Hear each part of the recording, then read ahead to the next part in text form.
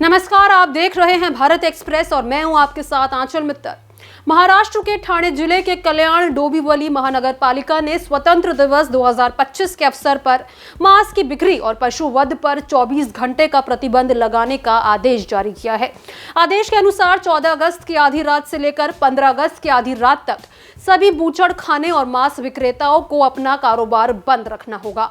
इस कदम ने राजनीतिक हलचल पैदा कर दी है, जहां एक और कुछ नेता इसे परंपरा और सार्वजनिक व्यवस्था के लिए सही ठहरा रहे हैं, वहीं विपक्ष ने इसे व्यक्तिगत स्वतंत्रता पर हमला बताया है।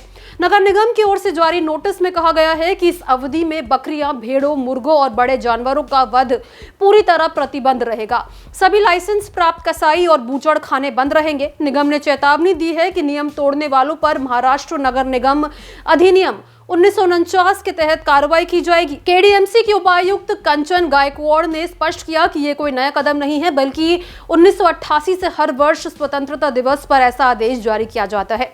उनका कहना है कि ये परंपरा महत्वपूर्ण राष्ट्रीय अवसरों पर शांति और सार्वजनिक व्यवस्था सुनिश्चित करने के लिए है। एनसीपी और शिवसेना ने इस आदेश का जोरदार विरोध किया है। एनसीपी एसपी विधायक जितेंद्र आव्हाड ने प्रतिक्रिया में कहा कि 15 अगस्त को वो मटन पार्टी आयोजित करेंगे ताकि लोगों के भोजन की पसंद की स्वतंत्रता का संदेश दिया जा सके। उन्होंने कहा, जिस दिन हमें आजादी मिली उसी दिन आप खाने की आजादी छीन रहे हैं, ये बेहद हास्यास्पद है। आव्हाड ने सोशल मीडिया पर भी लिखा, आप कौन होते हैं ये तय करने वाले कि लोग क्या खाएंगे और कब खाएंगे। शिवसेना नेता आदित्य ठाकरे ने केडीएमसी आयुक्त को निलंबित करने की मांग की। उन्होंने सवाल उठाया, उपायुक्त को कौन अधिकार देता है कि वो तय करे कि लोग मांसाहार खा सकते हैं या नहीं। भिवंडी के सांसद और एनसीपी नेता सुरेश महत्रे ने भी इस प्रतिबंध को पारंपरिक भोजन आदतों का उल्लंघन बताया। उन्होंने कहा कि महाराष्ट्र के अलग अलग हिस्सों में खान पान की परंपराएं अलग है और इस तरह का प्रतिबंध स्थानीय समुदायों, खासकर मछुआरों की आजीविका और संस्कृति पर असर डाल सकता है। जहां विपक्ष इस आदेश को लेकर तीखा हमला बोल रहा है, वहीं कुछ नेता इसके पक्ष में भी सामने आए हैं। कल्याण के विधायक और शिवसेना नेता विश्वनाथ बोहेर ने कहा कि अगर कोई एक दिन मांस नहीं खाएगा तो इससे क्या फर्क पड़ जाएगा। ये तो राष्ट्र पर्व के सम्मान में लिया गया निर्णय है और लोग इसका विरोध नहीं कर रहे हैं। विपक्ष सिर्फ आलोचना करने में माहिर है। ये विवाद अब परंपरा और व्यक्तिगत स्वतंत्रता के टकराव में बदल गया है।